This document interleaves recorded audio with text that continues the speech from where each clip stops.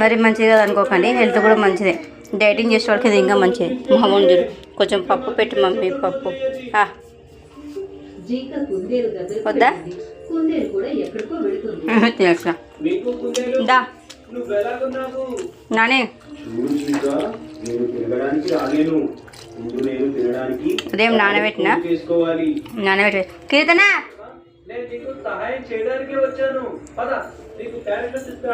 పట్టుకో మిక్సీ పడతా.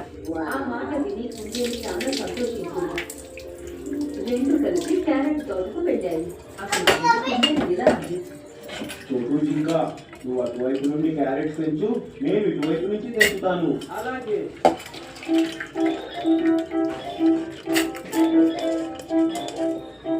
అప్పుడప్పుడు ఇట్లా వేసుకొని తింటే కూడా బాగుంటుంది, ఎప్పుడు ఒకలాగానే కాకుండా.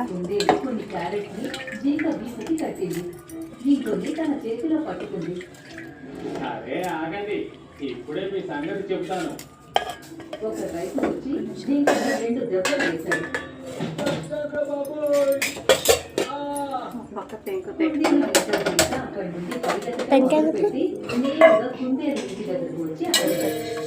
కృతజ్ఞతలు చెప్పా.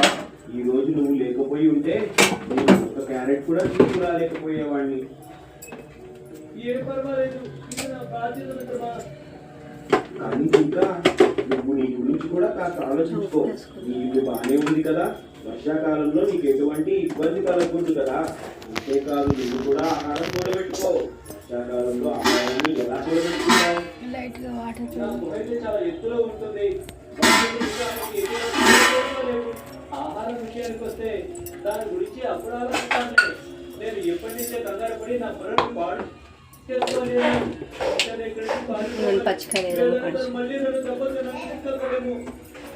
జింక ఇలానే ఎటువంటి జాగ్రత్తలు తీసుకోకుండా ఉంది. ఇంకా 2 నెలల తర్వాత వర్షం మొదలైంది. అడవిలో అక్కడక్కడ నీళ్లు నిండిపోయాయి. స్పైసీ కావాలంటే 2 మిరపకాయలు వేసుకోవచ్చు. నీళ్లతో నిండిపోయాయి.